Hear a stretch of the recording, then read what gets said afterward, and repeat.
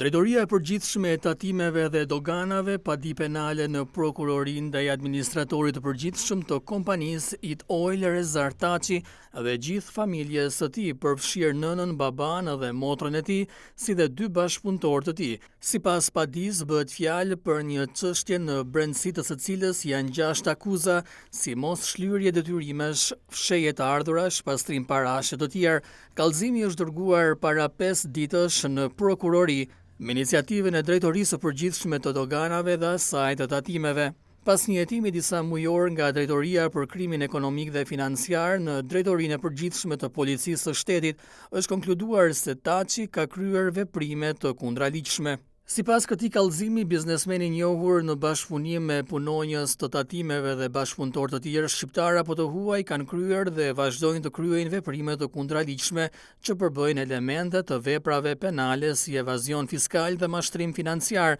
përfshirë edhe falsifikimin e dokumenteve. Në dosjen e përpiluar nga Krimi Ekonomik rendita një sër faktesh që implikojnë Rezar Taçin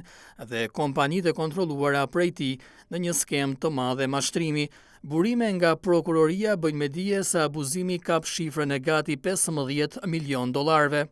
Në këtë kallëzim mësohet se krahas biznesmenit Rezar Taçi në hetim janë edhe bashkëpunëtorët e tij në biznese që kontrollon apo kontrollonte ai: Anika Taçi, Mustafa Taçi, Drita Aliçka, Arjanit Kolgega dhe Irgen Selfo. Në dosjen me 6 akuza ndaj Rezar Taçit janë renditur të gjitha shkeljet në emrin e biznesmenit dhe bashkëpunëtorëve të tij, duke nisur që nga mos deklarimi i shitjeve pranë organeve tatimore i 566.000 litrave naftë në vlerë të parafort 486.000 dollar të eksportuara nga kompania Taçi Oil për shoqërinë malazeze Ikreal Du Podgorica, mos shlyerja detyrimeve tatimore dhe gjobave nga shoqëria Armo SHA, me administrator të përgjithshëm shtetasin Rezar Taçi me shumën 1.5 miliard lek. Në dosje ndodhen edhe dokumentet që tregojnë mos shlyerjen e detyrimeve tatimore dhe gjobave për shumën e 138.5 milion lek nga subjekti Kujt SHPK,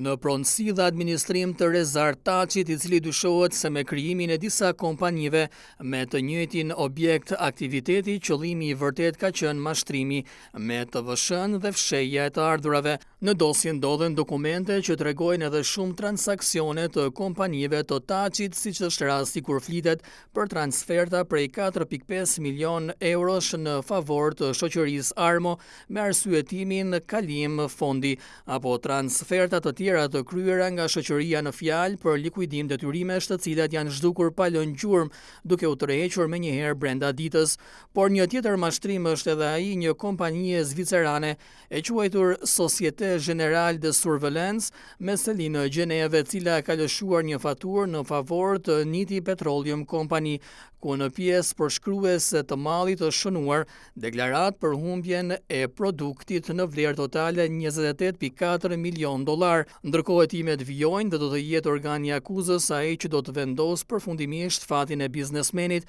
dhe bashkëpunëtorëve të tij.